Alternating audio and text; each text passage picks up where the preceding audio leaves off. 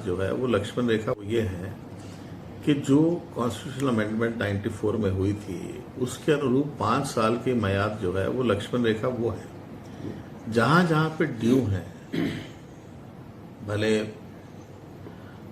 Ward पंच के हों, सरपंच के हों, प्रमुख के हों, इसके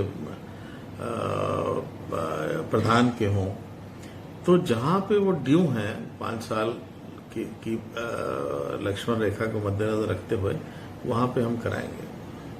हम जहां कानूनी तौर पे हमें कराने हैं तो वहां कराए जाएंगे। अब ये नहीं देखा जाएगा कि ये पहले किया जाए, ये बाद में किया जाए ना। पिछले चुनाव जो थे वो कोरोना काल में हुए थे, बहुत सारी पेचीदगियां थी, बहुत सारी सेंसिटिविटीज थी, उस कारण से वो 3 फेजेस में हुए। यानी 5 साल मतलब एक तरीके से ये होगी उनकी मापदंड 5 साल का ही रहेगा।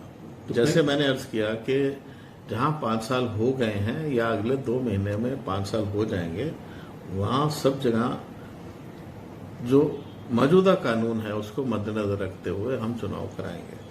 जैसे किसी का नई पुनर्गठन होता है तहसील का, उसका फिर उस हिसाब से अगर नोटिफाई हो जाएगी तो उस समय तो 5 साल का नहीं रहता है, बीच में भी इलेक्शन करवा लिए जाते हैं। देखिए वो भी देखना पड़ेगा। आपने बहुत अहम सवाल उठाया, वो भी देखना पड़ेगा कि इनमें 5 साल हो गए हैं या नहीं हुए हैं, तो वो उसका अध्ययन करना पड़ेगा। मान लीजिए एक जगह पे 5 साल हो गए, आधे में हो गए, वो सब देखना पड़ेगा कि इनमें हो सकता है या नहीं हो सकता है। कुछ ऐसे स्पष्ट होंगे केस जिसमें 5 साल हो गए हैं पुनर्गठन के बावजूद दोनों जगह पे, तीनों जगह पे, तो वहां तो चुनाव कराएंगे। तो जहां स्थिति असमंजस की है तो वहां देखा जाएगा, फिर वो तय करेंगे।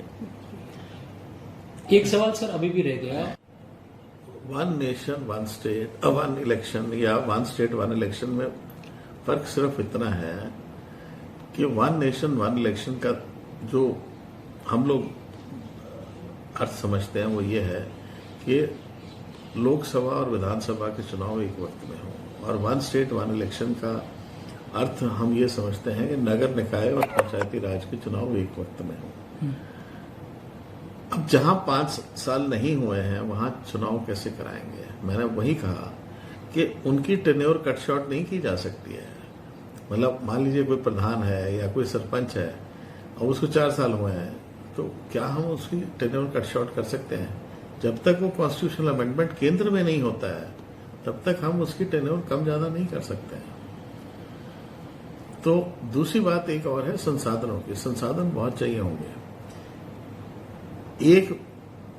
अब आपने देखा पिछले लोकसभा के चुनाव 7 फेजेस में हुए, 7 अलग अलग दिन मतदान हुआ, ठीक है, पर जो मत थे वो बैलेट बॉक्स या ईवीएम में डल चुके थे। काउंटिंग एक दिन हुई। अगर यही लॉजिक को यहां यूज करते हैं तो आप देखिए कि कितने ज्यादा ईवीएम और बैलेट बॉक्सों की आवश्यकता होगी। अब वो हम या तो खरीदें या लोन पे लें, ईसीआई से लें, अन्य राज्यों से लें, क्या फायदा होगा? क्या हमारी स्टेट इस बात से राजी है कि कुछ 300 करोड़ 400 करोड़ रुपए हम और खर्च करें ये संसाधन जुटाने के लिए? पर जैसे मैंने कहा कि संसाधन अगर उपलब्ध हो भी जाते हैं तो जहां 5 साल नहीं हुए हैं तो वहां चुनाव संभव नहीं है। Thank you. अभी सामूहिक निर्णय करेंगे हम सब लोग, मंत्री बैठेंगे, माननीय मुख्यमंत्री जी बैठेंगे, सामूहिक निर्णय करेंगे। जो निर्णय होगा उसके अनुसार आगे कार्रवाई करेंगे। ठीक है, ठीक है।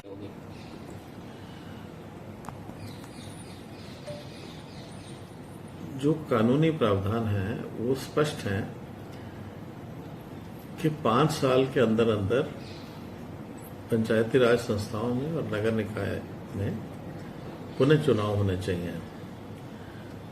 माननीय उच्च न्यायालय राजस्थान ने जो आदेश दिए हैं वो इन्हीं प्रावधानों के अंदर दिए हैं।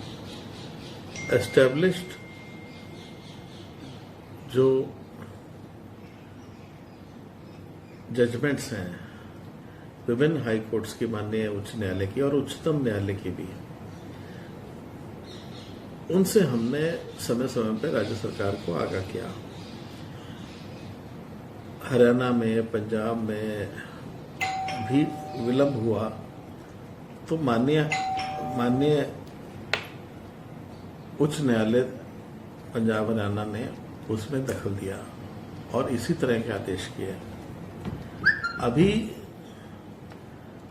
जो आदेश हुए हैं उसी से मिलते जुलते आदेश हैं। कर्नाटक में भी विलंब हो रहा था, तो ये केवल राजस्थान की समस्या नहीं है, अन्य राज्यों में भी है। तो समय समय पे और अन्य राज्यों में भी माननीय उच्च न्यायालय ने और उच्चतम न्यायालय ने दखल दिया है और इसी तरह के निर्देश दिए हैं।